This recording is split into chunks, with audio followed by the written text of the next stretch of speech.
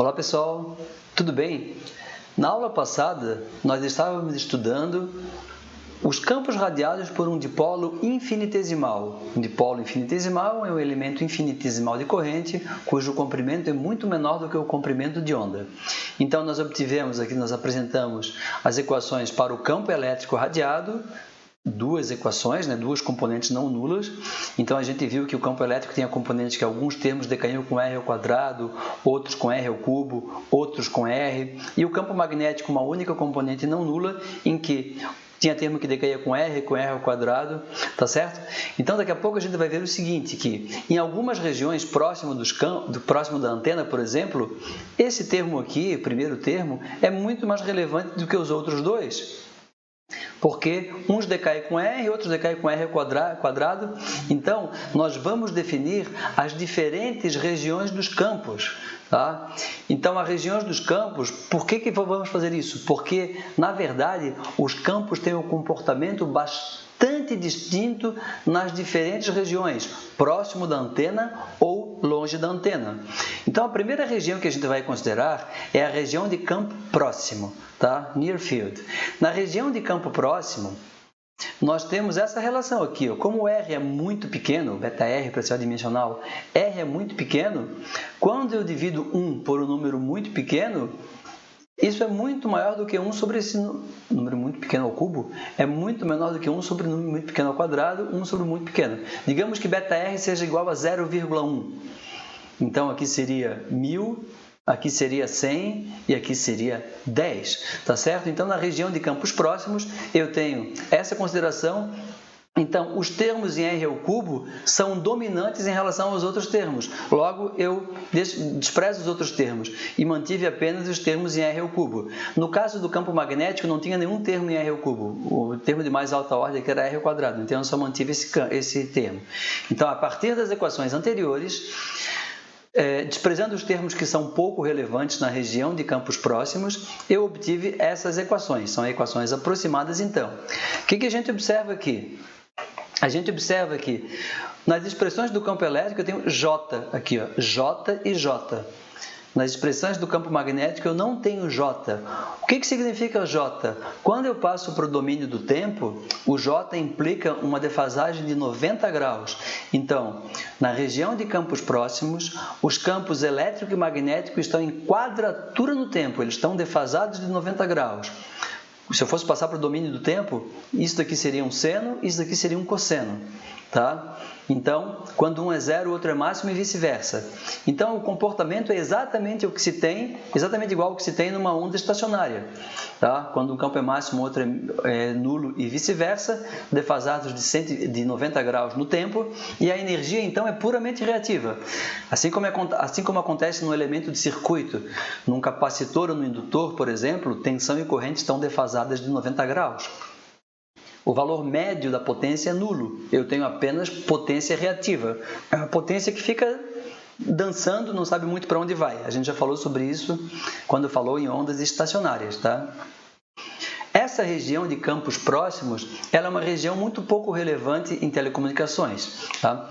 A única aplicação que se tem em telecomunicações na região de campos próximos é a tecnologia NFC, Near Field Communication, que é uma que opera em 13,56 MHz, comprimentos de onda bem grandes. Então, na verdade, o acoplamento é muito mais as antenas são muito mais primário e secundário de transformadores do que propriamente antenas. Então, essa região de campos próximos, do ponto de vista de telecomunicações, ela é pouquíssimo relevante.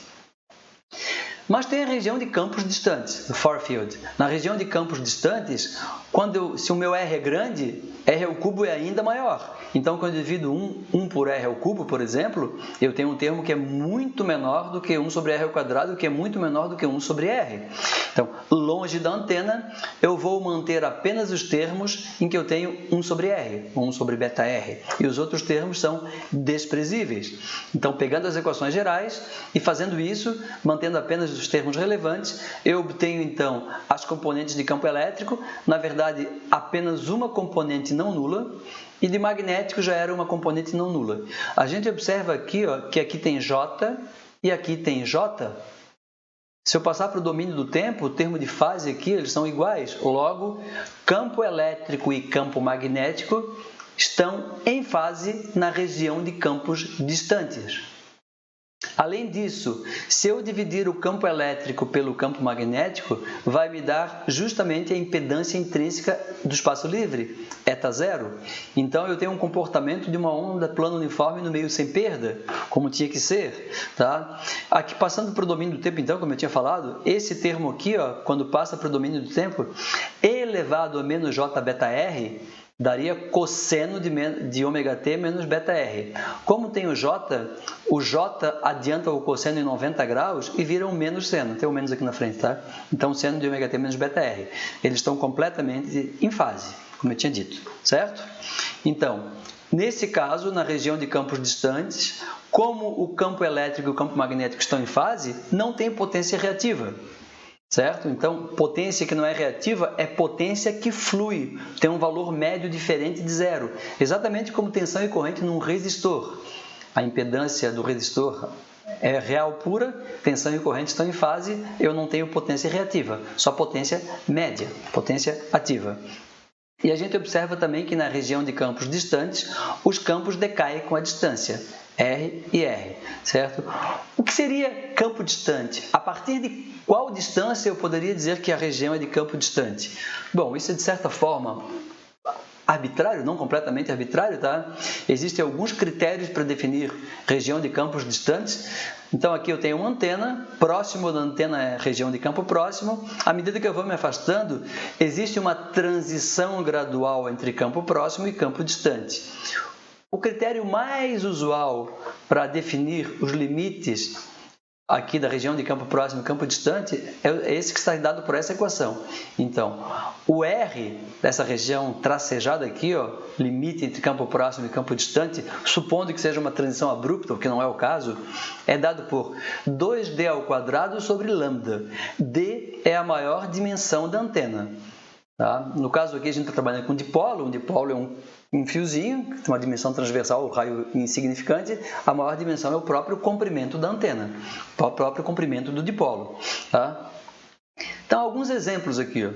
Por exemplo, para 100 MHz. 100 MHz é frequência de rádio FM. Supondo que eu tenho uma antena transmissora de rádio FM, ela tem uma dimensão máxima por volta de 1,5 m, na verdade é até menor do que isso, tá? Exagerei um pouco aqui no tamanho da antena, mas 1,5 m. O comprimento de onda em 100 MHz, é a velocidade da luz dividida por 100 MHz, é um comprimento de onda de 3 metros. Utilizando a expressão, eu chego à conclusão que esse raio aqui ó, é de 1,5 m.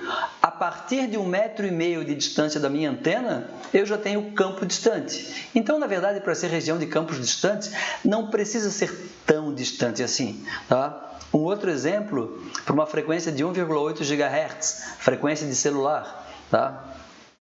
1,8 GHz, supondo que a antena seja uma antena de 5 centímetros, também estou exagerando aqui, tá? Tem antenas que podem ser menores do que isso. Então, o comprimento de onda nesse caso é de 16,7 centímetros. Utilizando a expressão aqui acima, eu chego à conclusão que a partir de 3 centímetros da antena, eu já estou na região de campos distantes. Então, de fato, a região de campos distantes é a região utilizada em telecomunicações. Se eu tenho alguma coisa muito próxima, exceto Bluetooth ou NFC, na verdade, tá? Tirando essas aplicações, se eu tenho uma antena transmissora e uma antena receptora, se elas estiverem muito próximas, não vale nem a pena usar a antena. Eu tiro as antenas e coloco um cabo. A transmissão se dá de uma maneira muito mais eficaz, tá certo? Sem menos interferência, etc. Então, a região de campos distantes, no final das contas, não é tão distante assim. Tá? Então, aqui eu tenho uma representação na região dos campos. Próximo à antena, essas setas em vermelho representam o vetor de Poynting. Tá? Então, a gente vê que próximo à antena, o vetor de Poynting não sabe muito para onde vai, ele fica dançando em torno da antena, como aquele boneco de posto, energia puramente reativa, mas longe da antena, a potência média flui na direção radial, se afastando da antena. E nessa região, os campos elétricos e magnéticos estão em fase, tá certo?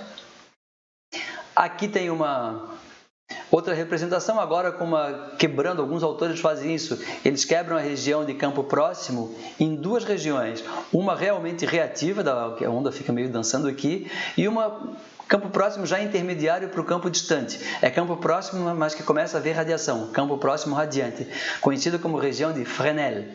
Fresnel, tá? Não fala em Fresnel, não é Fresnel. Se não quiser falar Fresnel, pode falar Fresnel. Tá? Essa região aqui é a transição entre o campo próximo reativo e o campo distante. O campo distante, a potência flui toda na direção radial, região de Fraunhofer. Certo? Bem, meu objetivo aqui é calcular então a densidade de potência radiada na região de campos distantes. Para calcular o valor médio de uma função no tempo, eu integro a função no período e divido pelo período.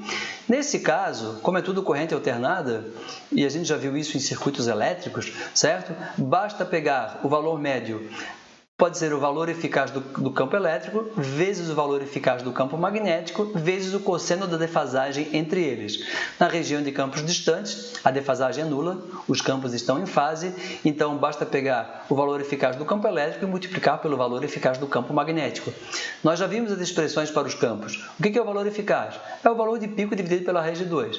Poderia pegar aqui o valor de pico, multiplicar pelo valor de pico e dividir por 2. Como nós já temos as expressões, fazendo isso, a gente obtém então a equação que permite calcular a densidade de potência radiada pelo dipolo infinitesimal na região de campos distantes. A gente observa que a densidade de potência decai com R ao quadrado.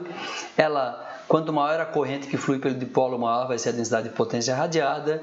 E a potência não é uniformemente radiada em todas as direções, devido ao fator seno ao quadrado de θ. Então, aqui eu tenho uma animação que mostra isso. Aqui eu tenho a minha antena, certo? Ela pode ser vista como o raio da Terra, do planeta Terra. Então, para o polo norte, θ é igual a 0, sendo de 0 a 0, não radia nada. Para o polo sul, θ é igual a 180, sendo de 180 a 0, também não radia nada. Na direção de máxima radiação, no equador da antena, θ é igual a 90 graus, sendo de 90 é máximo, então a radiação máxima. Tá certo? Então, quais são as conclusões a que a gente chega? Em primeiro lugar, a densidade de potência decai com o quadrado da distância. Nós já tínhamos falado isso, que era válido para qualquer onda esférica, quando falamos de antena isotrópica. Então, para qualquer antena, a densidade de potência decai com o quadrado da distância. Vou ser mais preciso, na região de campos distantes, que de fato é a região relevante. Tá? A potência, ou a densidade de potência, não é igualmente radiada em todas as direções. Devido ao fator seno ao quadrado de θ, a maior parte da potência é radiada, o valor máximo é radiado na direção do equador da antena e nada para os polos. A mesma coisa para os campos. Nos campos elétrico e magnético, o fator que aparece é seno de θ. Então, campo elétrico e magnético nulo para cima, nulo para baixo e máximo no equador da antena.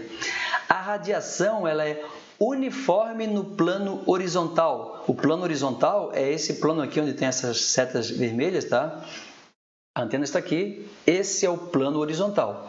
Tá? Então, nesse caso, como a função da densidade de potência não depende de φ, depende apenas de θ, então, para cá, para lá, para lá, para lá, no plano horizontal, a radiação se dá de maneira uniforme, tá? Porque a radiação independe de φ. Antenas que fazem isso são antenas conhecidas como omnidirecionais. Então, uma antena omnidirecional é uma antena que está aqui e ela joga o sinal igualmente no plano, nesse caso, o plano horizontal. Se eu colocar a antena assim, vai ser no plano vertical. Tá? Então, ela radia uniformemente num dado plano. Se ela radiasse igualmente em todo o espaço, ela seria uma antena isotrópica. E nós já falamos que antenas isotrópicas, perfeitamente isotrópicas, não existem na prática. Antenas omnidirecionais existem e são usadas. Por exemplo, uma torre de rádio AM é uma antena vertical, como eu tenho rádios receptores em todas as direções, tá? Uma rádio FM, TV, radia para todos os lados. Então, são antenas, são radiadores omnidirecionais. Tem bastante aplicação prática também. Então, nós já falamos de dois tipos de antenas. A antena isotrópica, que na verdade é só uma idealização, e o dipolo infinitesimal. Na verdade, também é um dipolo ideal, considerando a distribuição uniforme de corrente, também é uma idealização, de certa forma, tá? Mas nós já temos os elementos suficientes para estudar as antenas de maneira geral, para estudar os parâmetros principais das antenas. A gente já falou em campo próximo, campo distante, decaimento da densidade de potência, decaimento dos campos. Tem muitas coisas que nós vimos para a antena isotrópica e para o dipolo infinitesimal que valem para qualquer tipo de antena, certo? Então, nós já estamos aptos a estudar as antenas de maneira geral. E é o que a gente vai fazer a partir da próxima aula. Tá bom, pessoal? Até lá, então!